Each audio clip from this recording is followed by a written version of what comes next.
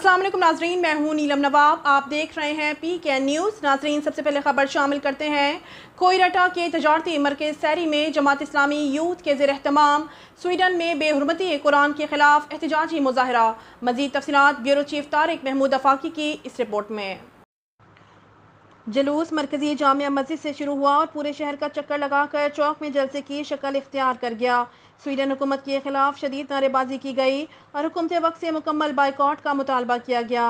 जुलूस की क़यादत इनामुल हक चौधरी, अलामा मौलाना अब्दुल रहमान, डॉक्टर महबूब, खतीब जामिया मस्जिद सैरी, सियासी और समाजी रहनुमा शाहजहां नज़ीर भट्ट, गुलाम कादिर भट्ट, नौजवान कानूनदान आमिर फारूक, राजा मोहम्मद ज़रूफ खान और अंजुमन ताजरान के नुमाइंदगान के साथ साथ शहर भर की तमाम सियासी मजहबी तंजीमों के सियासी समाजी शख्सियात और सिविल सोसाइटी ने शिरकत की। मुकर्ररीन ने अपने खिताब में कुरान की अजमत और साहिब कुरान की असमत पर जोर देते हुए हुकूमत वक्त को खबरदार किया कि आज लाखों की तादाद में होने के बावजूद यहूदी हमारे मजहब से खेल रहे हैं और हम खामोश हैं। ये खामोशी किसी बड़े सानहा की पेशकीमा साबित हो सकती है।